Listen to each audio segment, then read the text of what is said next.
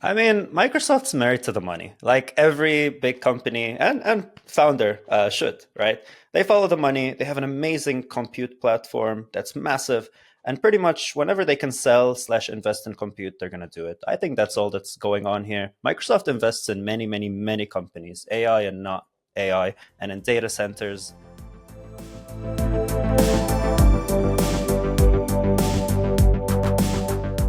Hey everyone, this is Heine Zachariasen here, and welcome to Founders Weekly, where we cover the news for startup founders every single week. We got some good topics today. We are talking Reddit IPO, Microsoft's AI investment, ex-unicorn Thrasio's bankruptcy, Nvidia growth, and Google's AI pause. So we have a lot going on here.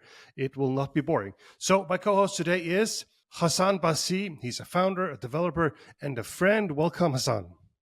Thank you, Heine. Let's dive into the news. We don't waste any time here at all, so let's just get in there. So Reddit is going public. They filed for an IPO, aiming to become the latest social media company to go public. The company reported a net loss of 91 million in 2023, but also saw a revenue growth of 21%. The advertising revenue exceeds around 800 million for the year of 2023. Reddit had more than 76 million average daily visitors in December 2023. And depending on what source you look at, they're one of the biggest websites in the world, probably around top 10 of all websites in the world. So Reddit IPO is notable also for its approach in involving the community. They have taken 75,000 of their users that you can buy shares for that. So that's not new. It's super interesting to see that they dedicate a part of their shares to their community. With a target valuation of around 5 billion, it is one of the most anticipated public IPOs of the year, and for a long time, actually. So are you a Reddit user, or what's up with Reddit and you? I am. I love Reddit. I use it pretty much every day. I won't give out my Reddit username because then people will judge me, but it's a great platform. You like it there. So Reddit is a special beast, right? Because I think some of us might find it a tiny bit hostile. Why do you like it? I like it because it gives people the ability to discuss. So Reddit's absolute strongest piece is its community, right? Especially when it comes to news, when it comes to things that are going on in the world, you kind of see different perspectives. People are very good at kind of upvoting things that, make more sense or are better cited, versus anything else. You can kind of compare it to what's going on with X's community notes, except it's a Yeah. lot more public. Yeah. Why every time I hear about Reddit though, there's always some kind of craziness. Reddit this and Reddit that. Why is that? Is it extreme or what's up with that? Yeah, Reddit is built and not just built, it's built and ran by the community. So depending Yeah. on what moderator you have on a certain sub, anything can happen. And Yeah. then you have the laws coming in that are kind of affecting everything you do. And are you going to buy shares in Reddit? I'm not sure. Although I love the company. First of all, Reddit's users are having a huge issue with the fact that Steve Huffman, Reddit's CEO, got paid 169 million last year, but most of that were in RSUs, were in stocks, right? His actual salary was more like 300K or something. The other thing is that although Reddit is really strong when it comes to news aggregation, I kind of fear that that's something AI is going to become really, really, really good at. So Yeah. I'm not sure how long that reign is going to last. Okay, so I think we got all that, but I'm not going to lie to you. You do sound like a real Redditor complaining about the CEO salary right there. I am sort of, except again, I'm a founder. I understand these things a little bit more. I mean, compared to Apple, right? Tim Cook got paid in cash, 3 million last year, and then got a 10 million bonus compared to Steve's 300K and 700K bonus. And on top of that, historically, we have companies in pre-IPO times getting valuated maybe a little bit more than they should have. And that's pretty much where this 169 is coming from. So I take that with a grain of salt, really. Yeah, okay. No, I can tell you are a true Redditor. Thank you very much. So, so the other thing which I wanted to mention, because Reddit was sort of the front runner of what happened to the GameStop saga not too long ago, right? So it was these Redditors that went in and kept buying, which created a short. It's a long story, but from a community point of view, they'd really changed the stock market and spooked Wall Street. So is that going to have an influence here? Is that going to affect things here? I think that's going to be very interesting regarding Reddit's stock itself. I wonder how much people of Reddit are going to affect its own stock. In the end, it's a community, again, just like Yeah. any other community. So No, I'm excited about that. I'm excited, but I think it could be a stock that could be really weird because if the community stays strong, but it could also go the other way when they get really mad. Now we're mad. We're going to sell everything, and it just crashes. So, I mean, I think I think it's going to be a good company and so on, but I'm worried about what the community can do here, both good and bad. agreed, agreed. I think it's going to be a very, very fun test for the stock market Yeah, itself. totally. Okay, we're going to move on to the next one. Microsoft invests and partners with French AI company Mistral. Microsoft has formed a second AI partnership with Mistral AI, investing 15 million euros and announcing a distribution partnership. Mistral AI's new flagship is an LLM called Mistral Large, and it competes with ChatGPT 4 and Claude 2. So we thought Microsoft was totally married to OpenAI, owning a part of it and then just working with them. So what the heck is this? I mean, Microsoft's married to the money, like every big company and founder should, right? They follow the money. They have an amazing compute platform that's massive. And pretty much whenever they can sell slash invest in compute, they're going to do it. I think that's all that's going on here. Microsoft invests in many, many, many companies, AI and not AI, and in data Sure. centers. So I think we will see even more of that coming from Microsoft. So there's a little bit more here to this story. So French Finance Ministry officially clarifies that France was unaware of Microsoft dealings with Mistral. So they thought maybe this was a bigger thing, but they didn't know about it. Secondly, Microsoft publicized some AI access principle, a set of guidelines aimed at maintaining market competition in response to potential antitrust concerns with OpenAI connection. Thoughts on that? I mean, this goes back to EU plus regulation plus AI. And maybe we should talk about that. Yeah, but let me pause you there a little bit, right? Because there's another angle here too. So, probably a few years older than you. And Microsoft has seen a lot of scrutiny, right? Back in the 90s, they were under attack in the US because of Windows, right? So this could just be them being super smart about this. They're going to make sure there is enough competition here, and make sure that we're not going to get into trouble. We don't want one person. We don't want everything split up. And you might not know this, but back in the day when Apple was in real trouble, like real trouble, Steve Jobs called Bill Gates and said, "I need some money." And actually, Microsoft invested in Apple back, I think it was in the 90s, which is quite a funny story. Yeah, yeah. I mean, this is, again, what I like about Microsoft in this case is they're saying, hey, we're going to put this money in, but if there are other companies in Europe, and Europe is known actually for building some amazing tech, especially emergent tech, we're going to invest as well. This money is not just going to some company that we're going to push over anything else. No, I think I totally agree. That is super smart.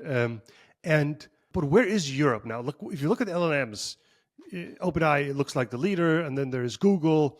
And I think back in the day, DeepMind was European, right? Or maybe is European. But it looks like we don't have an LLM right now that's leader. Where are we at? So it's pretty simple, right? AIs need tons of compute, and then compute needs tons of infrastructure and energy. And Europe spent pretty much the last 20 years shutting down its nuclear plants, and a lot of this was due to massive misunderstandings in how the science works. And even now, massive misunderstanding on how AI works itself.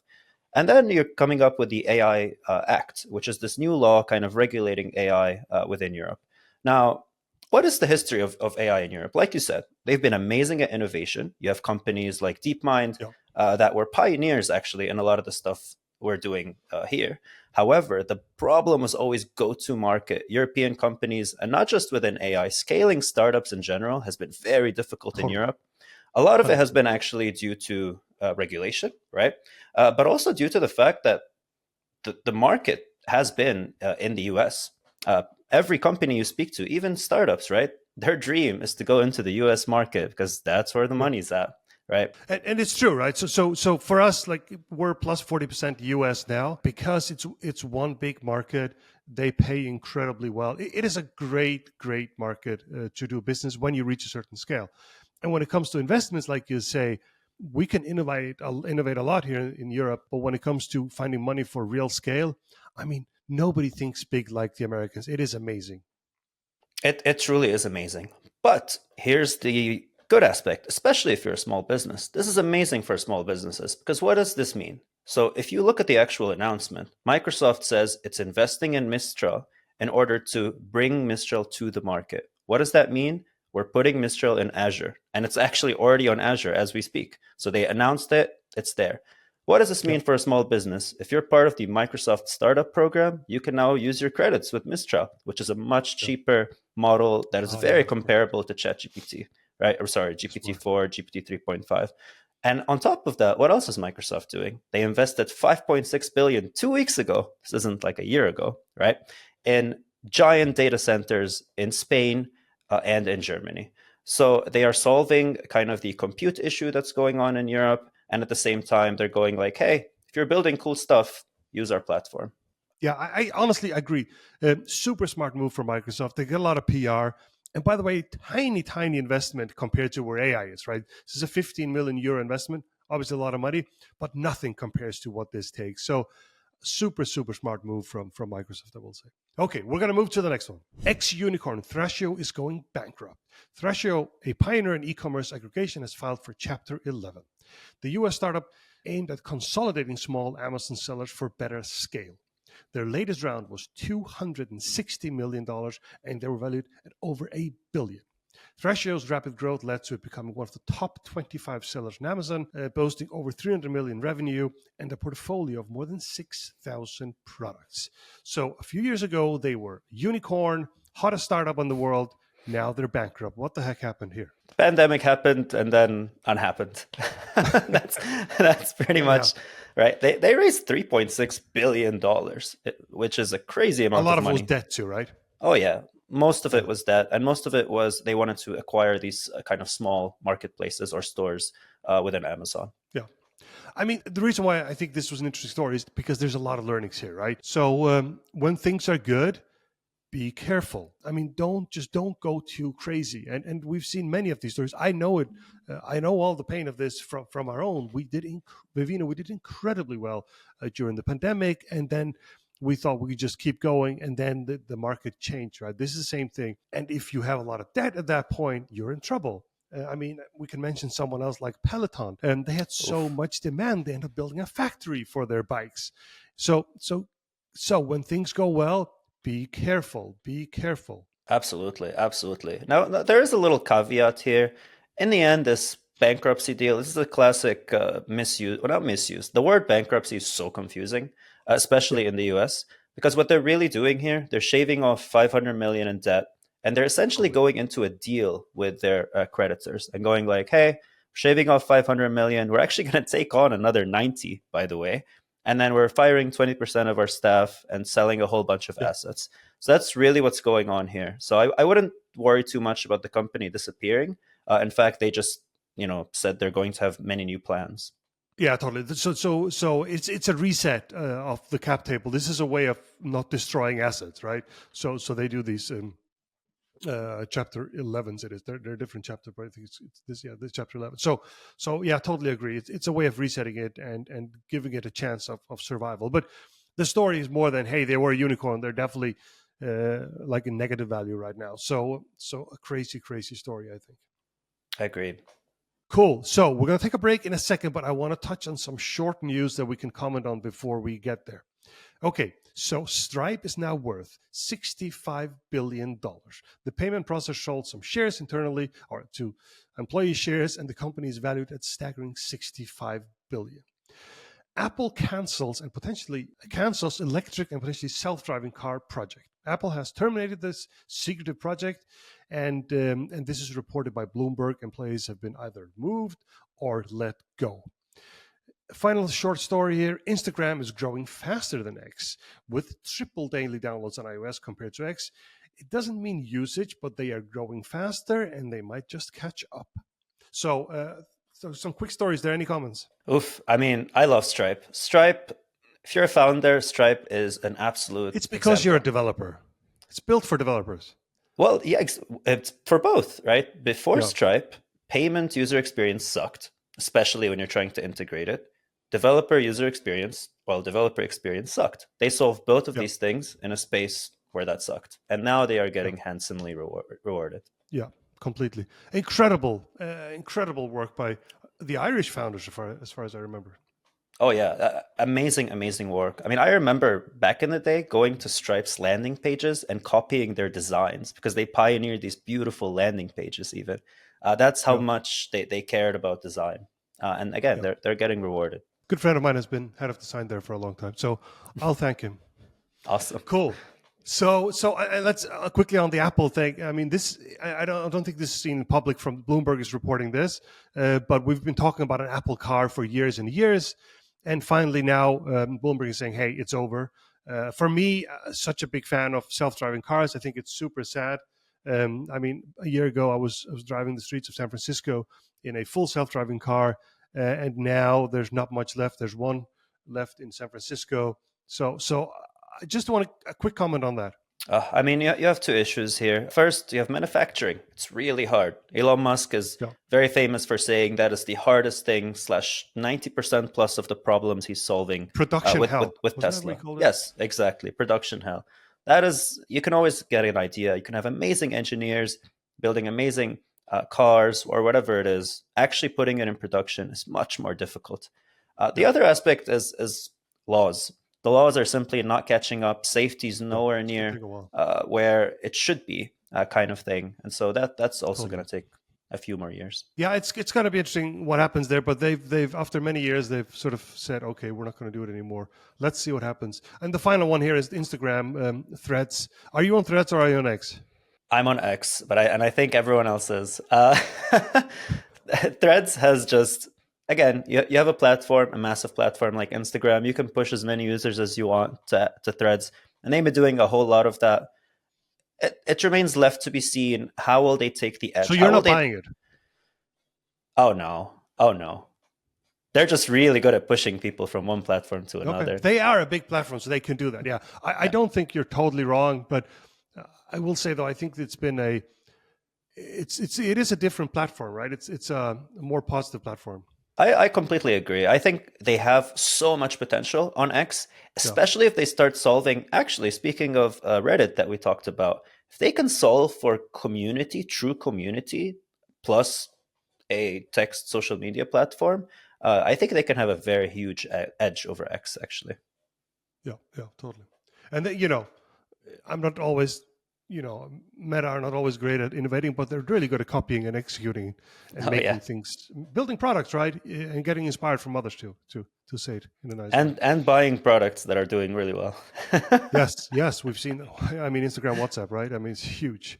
So Yeah. when we come back, we're going to do a deep dive into AI. Hassan has extensive experience in AI, and the AI stories this week are spicy. I mean, we're talking black Nazis. Yes, we don't talk politics here on this one, but we're going to talk black Nazis. So yeah, this you wouldn't think this is about tech, but we'll be back in a second. Okay, we are back. Usually we'd have a guest here now, but in this first test edition, Hassan has the privilege of both being co-host and guest. And the cool thing about you is that you know a lot about AI. So this segment, we're going to dive a little bit into AI. And I know some of the people around me are sick and tired of me always talking about AI, but it is a big deal. So we're going to talk about that. We're going to dive into a few stories, and then we're going to sort of talk about them. Some of them are not necessarily from last week, but fresh stories. So, Nvidia beats profit expectations and is now worth $2 trillion. They are now the fourth most valuable company in the world. Only Aramco, Apple, and Microsoft are ahead of them in value. Nvidia's revenue more than tripled, with profit increasing ninefold. Future projections indicate that Nvidia revenue could triple once more. So why are they so important right now? It's pretty simple and amazing at the same time. GPUs, that's what they do. First, it happened with crypto, right? And now Yeah. it's happening with AI. That's pretty much it. So GPUs, so these processors made for making graphics are good for AI too. That's it, right? And and why? But why are they better than anyone else? And what's up with that? It's a competitive space. It is a competitive space. However, the GPUs they're building are just of amazing quality. You have their two flagship models, the A100 and H100 chip, which is pretty much being used by every single AI company in the world at this point. So there are two models. L100 or H? What are the name of the models and what are they? So there's H100 and A100. These are the big ones. Obviously, there are other models as well, but these are the ones that these big tech companies are buying out. If you look at some of the OpenAI presentations from months ago, you saw like in one of their presentations they were presenting a calendar, and in the calendar, all the open slots said "buy more GPUs." So that's how Yeah. important it is for these big companies, and they're pretty much buying it from Nvidia. However, here's a very important story that happened in this field that really affects NVIDIA. So, GPU is a graphics processing unit, right? Again, it was used for mining back in the, well, still crypto days, and now it's being used essentially to process AI. However, there's a new company called Grok, and that's not to be confused with X's Grok AI, it's GROQ. This No. company just released an amazing No. chip, and what they're calling it is a language processing unit, so not a graphics processing unit. Oh, so And that's next level. it's incredibly next level. Speaking of Mistral, it was running open source's Mistral model and being able to produce over 40,000 tokens per second, that which is Yeah. insane. I'm not sure what That's that means, but still, it sounds basically good.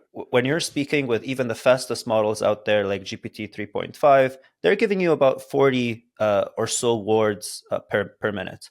That's Hmm. pretty much, or yeah, per minute. This one is giving you more than 4,000. Holy shit! Yeah. So it's Yeah. So That's a much lot faster. faster. Let's put it that way. Essentially, they are now building specific chips just for AI. Whereas what NVIDIA was doing was they were grabbing their already existing GPU chips, which were made, again, for graphics, it's in their name, and using it for AI. So I think NVIDIA is going to see a ton of Yeah. competition in this space. They're definitely going to have to rethink the way they're working with their chips. Yeah. So on that, how this? Yeah. This. There is a lot of competition. There's a lot of money to be had. Well, we see that now. What kind of value they have, but how much are they had? How long is it going to take for Qualcomm, Intel, whoever is in that space to catch up? That's what's funny. They're already behind when we talk about LPUs. And on top of that, you have Meta, who is developing their own chip called Artemis. You have Microsoft, who's developing and has developed their own chip called Maya. Both of these chips are specifically for, again, language processing versus graphics processing. And then you have Okay. OpenAI raising trillions of dollars. I'm not making a mistake, not billions, trillions of dollars to build chip manufacturing plants. So we all know where that's going But as that well. takes a while, right? It does take a while. However, Meta's already apparently starting to productionize it. So yes, Nvidia still has a few more years of La La Land, Okay. but they definitely need to up their game before others start catching up. And again, in some cases, beating them. So yeah, incredible story about Nvidia, and you say they have some more time in what you call La La Land, but you can make a lot of money in 2 years if you're ahead 2 years. This is not like a small SaaS service you built in a couple of months. Oh, absolutely. You can do so much. So and I hope they do. A lot of companies make that mistake. Yeah, Back in the day, Blockbuster, right? They thought they were yeah, king. They didn't worry about it. They're in the past now. So I hope I'm not saying they're Blockbuster, but they no. should definitely keep on innovating. And we're going to touch on their CEO in a second, and apparently he is a pretty smart guy. Let's put it that way. Oh, absolutely. We're going to move to the next one. Google Gemini paused image generation due to historical inaccuracy in pictures. Google pauses it because of these concerns. So I'm going to move right in here and show some pictures that you might find a little bit interesting. I must say, when I saw them, I was like, "What is this thing?" So it's yeah. Let's say it's very, very interesting. Let me see if I can find it here. 1 second. So here we go. Yes. So you should be seeing the first picture here. So what we see here is is basically two pictures. One of them is a obviously a black person in in a Nazi uniform, and the next one here is also some Asian and black people in what appears to be Nazi uniforms. And the last picture I got, most of these are from Reddit, is a picture of the founding fathers, and one of them being black, which historically probably is inaccurate, or we can say pretty certainly is inaccurate. So What's your take on this, and why does this happen? And honestly, look, we don't deal with politics here. We deal with technology and so on. But it is interesting from a technology and sort of point of view. So what's your take on this? I mean, it's absolutely ridiculous, right? So first of all, let's not fault Gemini itself. Gemini is an incredible model. What's Well, it's very, just a very computer.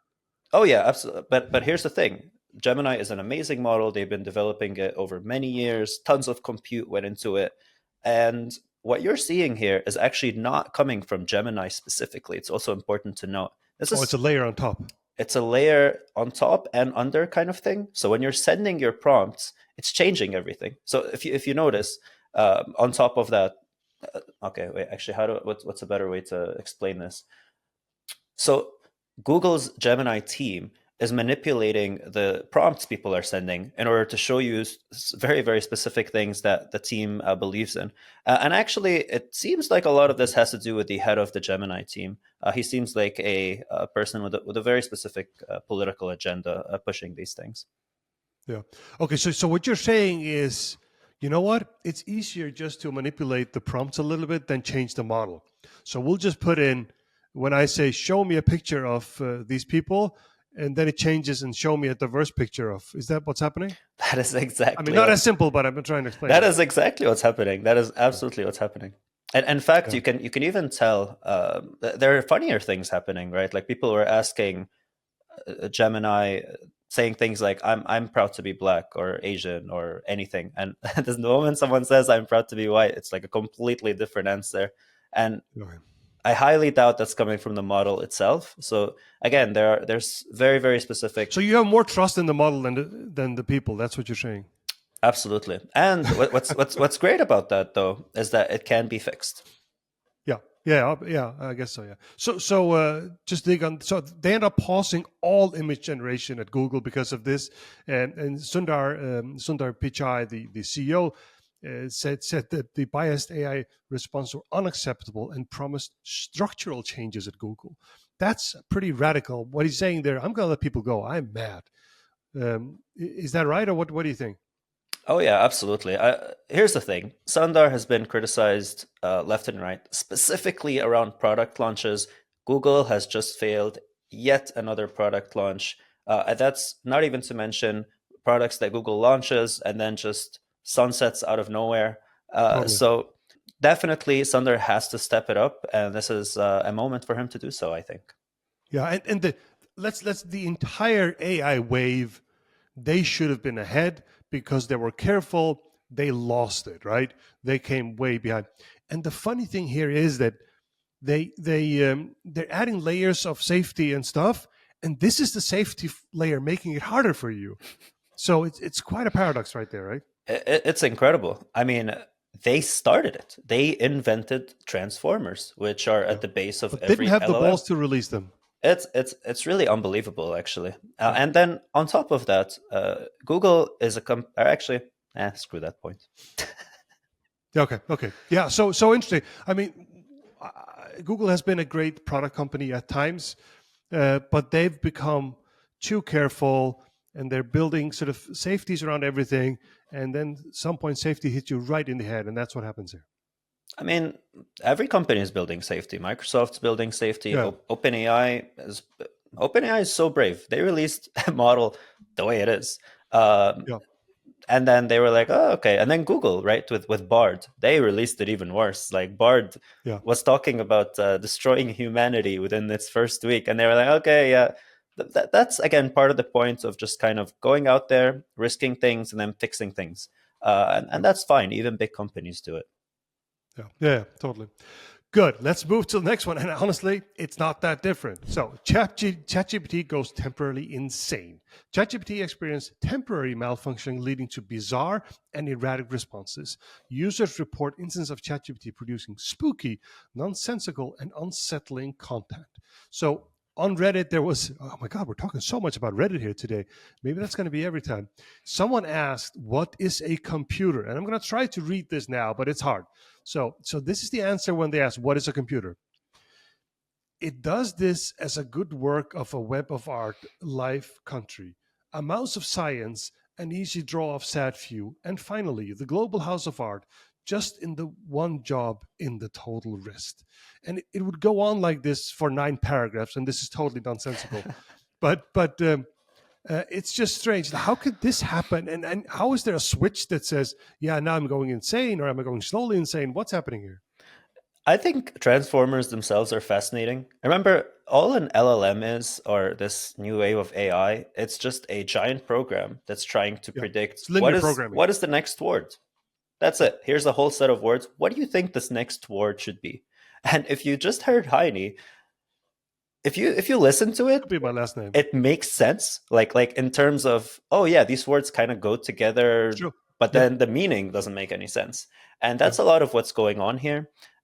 Another thing is that OpenAI is always experimenting with what's called their system prompts, right? Again, they built yeah. this model that's giant, and then they tell the model behind the scenes, this is what you should do. You are an OpenAI model, don't do this, do that, etc., etc. And sometimes the slightest change in a system prompt can have massive impact, like what we're seeing. Yeah, and in this case, when this pops up on Reddit, it could just be a corner of all of this. Everyone think, oh, ChatGPT is going insane for everybody. That might not have been the case, right? Absolutely, absolutely. No, Yeah, it's again, it's when you enter information or when you enter a prompt into a model, you're it's not very deterministic. You don't know what you're going to get out of it, and sometimes edge cases happens. yeah. And so from the outside looking in, I also think like, okay, are these guys fragile? Should we be worried about that? No, not at all. Not at all. Okay, Again, the entire idea of determinism in AI is simply a problem that OpenAI is trying to solve for, but it's also a problem everywhere else, which is part of the reason why, until this day, yes, you can use AI for so many things, but you can never trust it 100% to always give you the right thing. okay, okay. So obviously we don't know this yet, but what do you think specifically happened? Did someone release a piece of code? I I What I, really? I really think what simply happened is they were experimenting with the system prompts. In fact, earlier this year, ChatGPT was lazy, and then when people looked at its system prompt, which with some weird prompts you can get it, they were like, "Oh yeah, of course it's lazy," because they were telling ChatGPT, "Hey, if someone asks you for 7 paragraphs, only respond with three," things like that. Now, what they Okay. were trying to do is to save on the tokens and make it more efficient. What ChatGPT as a giant model ended up understanding is, I'm lazy now. Yeah, I read about this too, which is quite Yeah. funny. Yeah, amazing. So, someone said that you could actually push it when it said "I'm lazy." You say, "Hey, I'm paying $20," and there was one. Someone had said they just said "bro," and then it came with the real answer. Yes, That's yes. insane, right? I love that. I love because it shows Yeah, you how LLMs work. Because yeah, this LLM, in its massive database of things, saw that when people are talking on the internet and someone says "bro," yeah, then they become more serious and they just give the answer. So it was like, oh, okay, exactly. I so should do that with you if you give me a poor answer. Just say "bro," and it see what happens. works. It Yeah, works. yeah, it does work. But that's amazing. That is really amazing. Okay, so we're going to go on a short break in a second, and when we get back, we're going to have some listener questions. We will be right back. Okay, so we're back, and we're this now. It's part three. We're talking community and questions. So we're talking community because I'm going to tell you a little bit about this podcast, what I'm doing with this podcast, how I want to build it with the people listening, if anyone is listening. But on the break here, we had some issues with the podcasting software, and Hassan was pointing fingers at everybody else, and it turned out it was his computer because he's a developer and he's got 8 web servers and 2 LMs running on the computer. What did you have running on your computer? So the biggest thing is there is this program called Olama, and what Olama is it's something that actually anyone can use. You can use it; doesn't need a developer to use it, basically, and it allows you to run any open source model into it. You literally Oh, just download the model and you put it into Olama, and then you can speak to it, give it pictures depending on what the model does, and you don't have to do all that crazy setup. So it's really amazing if you're trying to experiment with open source there's like a models. framework around it all. Yeah, yeah, it's just an app, right? Instead of going Okay. in and be having to be a developer and all of this, just get this program, go and find whatever model you like, put it on there, and it'll set everything up for you. And it even But has it some turns out it nice uses UI. quite a lot of resources. Yes, especially for what I was trying to do with it, and I'm not gonna Yeah. mention what I was trying to do. No, let's not go there. And this is available for Mac OS and Windows. Yes, it's available on Yeah. everything. Okay, cool. So we're moving on here. We got a little bit sidetracked by this, the computer that was stuck there, but we are on again. So we have two questions, and obviously, if you want to ask us questions, write comments, write reviews, do all those things, send us an email. But the two questions, the first one is something I already did a video on because I keep getting it. Should I do an AI startup right now? And yes, there are a lot of AI startups out there, so I want to hear your opinion about that. Oh, I love this question. For me, I think there are essentially two ways of doing an AI startup. The first one is an AI startup. So I'm talking a company that builds models and deep tech and all of that. That's That's going big, right? that's hard. It's also Yeah, expensive, right? yeah, So if you're gonna do that, yes, if you have the money, amazing, do it. The other one is essentially utilizing the AI that's out there. Now, here's the thing. And please, editor, if you see this, you know that meme where someone's like slapping someone. If there's another yeah. company that comes and says, "I'm going to add a chatbot to my company," and then say we're using AI, I'm going to go crazy, right? Especially because the power of AI is incredible. So LLMs are not just a chatbot. Yeah. LLMs can give you structural data back. That means you can ask it questions regarding your data or whatever it is, and it can give you very, very, very solid answers. So Yeah. people building AI apps around LLMs are going to see so much powerful things. You can aggregate data, you can give your users experiences you never even thought of, and So, much, much so yeah, easier. totally, I get that. So here's the concern, right? The concern is either that ChatGPT, OpenAI releases that feature a month later after I spent 6 months building it, or someone builds it on the ChatGPT platform. What do you say about that? Exactly, because people are thinking about the chat user. Sorry, they're thinking about the chat user interface. They're thinking about Yeah. just people going back and forth. But how amazing would it be if I almost just gave away this product that I'm working on? I don't want to do that. Oh, now we're excited. Want to hear about that later, but go Ooh, ahead. but you know what? Actually, let's. I'm gonna give it away. So I might be working on something that essentially helps you with your mental health a little bit, and it's going to come in and visualize everything and aggregate everything. So the entire user experience of the user, or specifically the user interface, what the people are seeing, is actually amazing graphs, amazing graphics, where they're Okay. again having a much easier understanding of their mental health and what's going on. There's no chat anywhere there. On the server side, yes, I'm asking, I don't know, GPT-4, stuff, and I'm getting back structured answers. If you're thinking about working with this, Google AI functions or GPT-4 functions, let's just say, and you're going to start getting somewhere. You can tell your LLM to give you back structured data. This is very important. Yeah, which is amazing. Yeah. Okay. Interesting. So when I did the video, did you ever see my? I did this 6 months ago. Did you see the video? Which one? The AI one? The one I've called it. If you were building an AI startup, watch this before. You might not have seen it. I think I saw it. I just forgot what Yeah. the takeaways. Yeah, that is disappointing. I will say that. Very I disappointing. think I just forgot. Yeah. So I mean, it wasn't really rocket science, but I think my conclusion was somewhat what you just said. My conclusion really either go really big or go super niche. And going big is something. Look, someone's got to do that. And by the way, this Mistral company in France, it's quite impressive. It's a relatively new company that's not getting a Yeah, bid. So these guys are apparently good. So they're going big or go niche, meaning now I'm going to serve a smaller thing and do it really, really well. So ChatGPT doesn't build this feature tomorrow. The in between, where, hey, look, it's obvious someone else is going to build this a month from now. So don't even try to build a startup on top of that. absolutely, absolutely. I mean, right, here's some water, right? I can build a company that Yeah. helps me figure out exactly how much water I need every day by building an amazing water app and then using the LLM to kind of answer some of these questions. I'm not going to be replaced by ChatGPT or whatever, because it's not just a chat question. People need to think outside the box a little bit.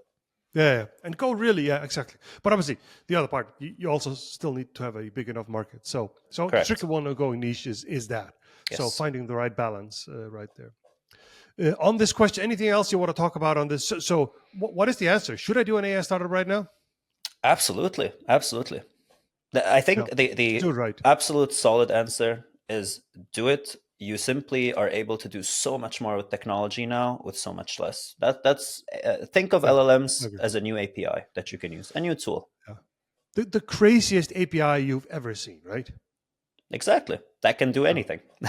Yeah, yeah, totally. So exciting. We're going to talk more about that forever, I guess. Yes. So the next question here is well, it's related to a news story.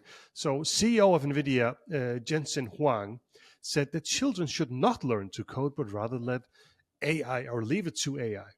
Now that is quite controversial because for years and years we've said we need to teach our children to code and it's all going to be amazing. He's saying, nah, forget about that. AI can do that for you. So what do you think about that? I mean, it's funny. Please listen to him because I'm it not sure he's trying means to be funny. I know, but yes, listen to him because then my job will be super needed because there will be less supply of developers. However, I think there is a bit of a I'm not obviously he doesn't absolutely know what the future holds, and neither do I. However, the definition of coding and programming is also very much misunderstood by most people. It's not some Yeah, rocket science thing. A lot of it I is agree. it's a language. It's a conversation. Yeah, And yes, that language might become AI. However, when we're talking about scaling technology, building big systems, even figuring out how to build an application, what the point of doing it is, a lot of these things are going to be universal. Now, at the same time, do I think code itself is going to go away? Probably not. I think what it will allow us to do is, yes, the very foundations of, let's say, applications, startups, whatever it is, are probably going to get built by AI. But yeah, then going in and getting that little edge is still going to need some programming knowledge. yeah. Some tech guy I know well says, well, it's just another machine that needs maintenance, right? Yeah, Which also there's some truth in that, right? absolutely, absolutely. And another statement that I heard recently was, what is going to be the most common programming language 10 years from now? You know what it's going to be? English. Yes, That's the best English. part. That's the best part. Yeah, People say yeah, English, but that's one of the things that is very underrated about all LLMs is they are language agnostic. yeah. Which is amazing. Look, So I it's know you know letters. this already. Yeah. I'm from a small country called the Faroe Islands with 50,000 people, and obviously nothing. I mean, Microsoft wouldn't translate Windows to Faroese. There's 50,000 people and maybe another 50,000 living in the world that use the language. So, but these nobody ever taught this system English. The Faroese. But still it does, and it doesn't do it well. I'll let me put that out there. But what we see now is always the worst model. So where is it going to be 5, 10 years from now? It's going to be fluent in Faroese and every single language in the world. So it is mind blowing what it can do. I'll give you an even crazier example that I saw the other day. Someone found an Amazonian language that's used by Yeah. like literally 25 people, and this language, some researcher at I think MIT had a language key, and you can do that. I think almost every language has a key of like this is what the language is. So all they did, and you can do that right now actually, is they put it in the context of the AI. They just told the AI, "Hey, translate I think some giant research paper or something from NASA to this Amazonian language. And this is the key of the language, by the way. You have access to it. And it did What do you it say? Sorry, what does that mean? perfectly. You have to explain that. What is a key? So a key to a language is essentially a dictionary, but from one language to Okay. another, and not just a dictionary. I think it includes like the words, the grammar, stuff like that. So it's Okay. So basically, it's on. a little. This is how this language works. Linguistic Wow. people probably know more than me, but And that's then it translated. How did I go? literally perfect. It's crazy. So this is really. I mean, this is wild, and we think technology gets in the way. And what about the small language? What are the there is advantages and there's disadvantages, and for this one there is a lot of interesting stuff coming up. We have to be careful with it, but it's incredible what it can do. I agree. Absolutely. But back to the kids. Hmm. Should we learn? Look, do you have any kids No, that you know of? not not No. not that I know of. So mine are too big. It's too late for influencing that. But should we learn them to code or not? Why not? I mean, here's the thing. Right now, and not just right now, I think looking into the future, you have to ask yourself, will I have a competitive advantage of knowing how to code or not? I think the most likely answer is yes. Yeah.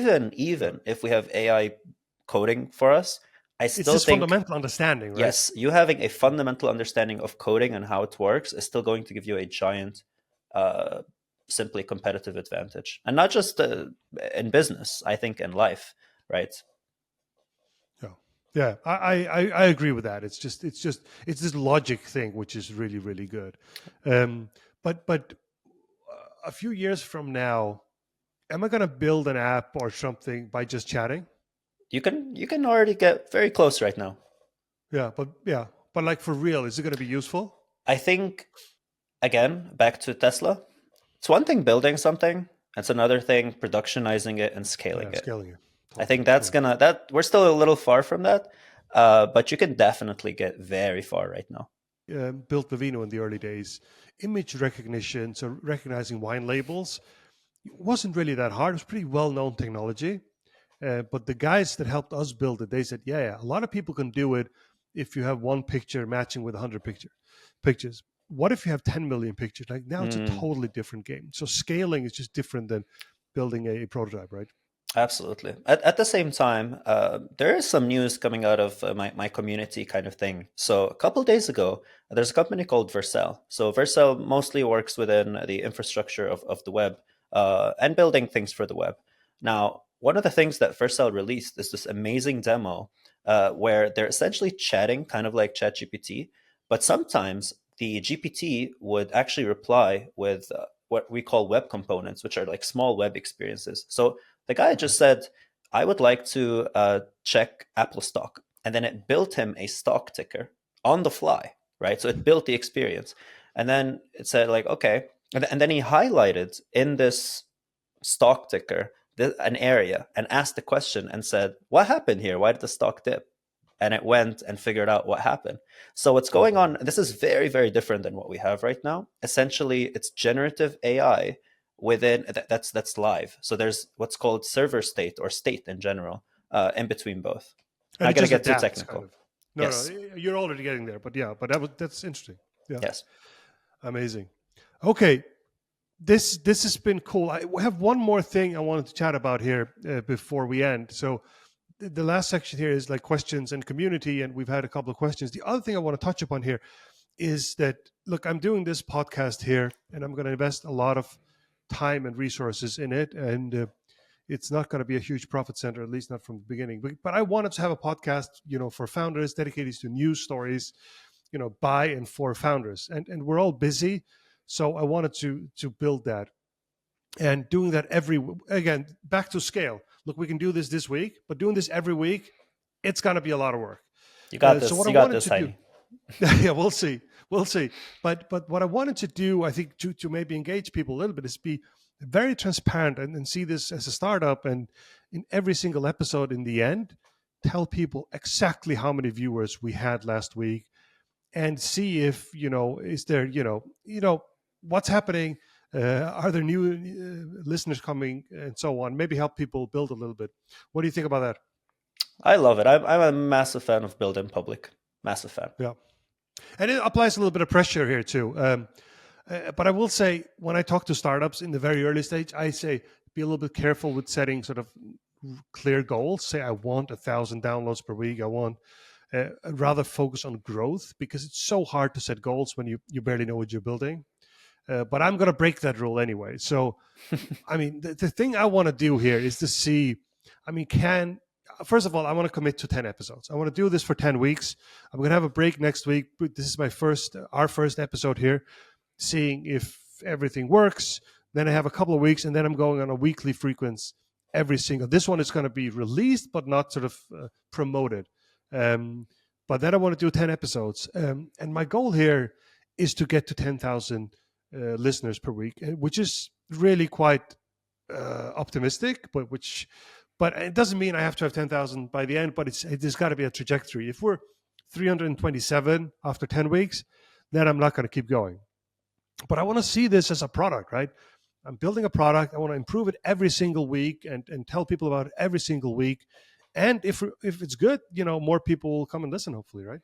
Exactly. What I love about this is you're going to have a very solid and short feedback loop, right? So week after Yeah. week, you're going to know what's working, what's not. And knowing you're amazing at building companies, listening to feedback, listening to Thank people. you. So I think a lot of that is really going to play in your favor. Yeah, I hope so. I mean, we will know, and I will. The next episode, like I said, is coming in 2 weeks, and I'm sure we're going to have you on again at some point for sure. Maybe it's going to be a little bit AI focused again because I'm sort of obsessed by it, and you're really good at it. So we should look forward to that. So anyway, what, we're what, aiming for what, 10,000 listeners. Go what do ahead. you think your biggest challenge is going to be with this new podcast?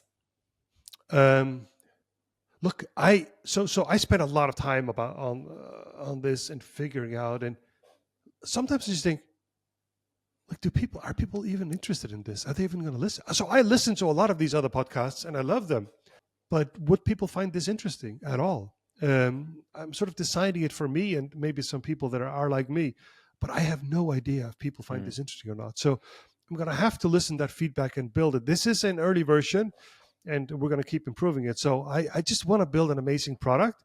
And if I do that, I think the audience out there. I love that. I love that. Thank you. Cool. We have come to the end. Thank you very much for listening. I would love to hear some feedback. So please make sure you subscribe and follow. Give us as many stars as we deserve. Give us a rating and a review wherever you listen. This has been Founders Weekly. Now stop listening and go build something.